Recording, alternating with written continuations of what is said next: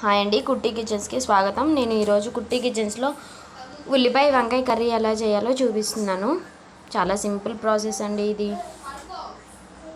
మూకుడు పెట్టుకొని ఒక 2 టేబుల్ స్పూన్స్ ఆయిల్, మినపప్పు, ఆవాలు, జీలకర్ర పోపు కోసం. నూనె వేడెక్కాక ఇలా పోపు గింజలు వేసుకోవాలి. ఎండుమిరపకాయలు, ఒక ఎండుమిరపకాయని 3 ముక్కలు చేసి వేసానండి నేను. వేగాక ఉల్లిపాయలు వేసాను. పోపు వేగాక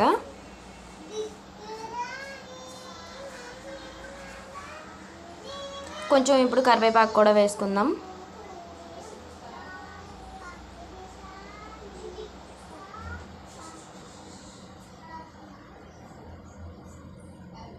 కరివేపాకు వేసుకున్నాక ఇంకొక 5 మినిట్స్ దీన్ని ఫ్రై చేద్దామండి, ఆనియన్స్ పచ్చివాసన పోయేంత వరకు.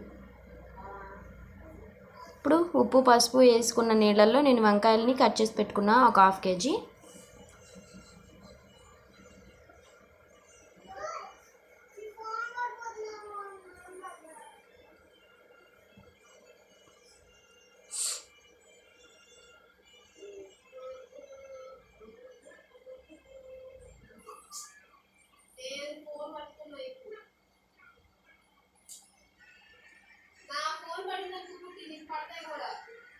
ఒక 1/2 టీ స్పూన్ పసుపు,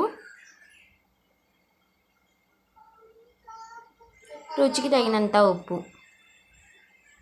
కొద్దిగా హాట్ వాటర్ జల్లి దాని మీద మూత పెట్టేసుకుంటే ఒక 5 మినిట్స్లో అది మగ్గుతుందండి కూర. 5 మినిట్స్ తర్వాత ఇలా కూర మగ్గింది. ఇప్పుడు రుచికి తగినంత కారం వేసుకోవాలి.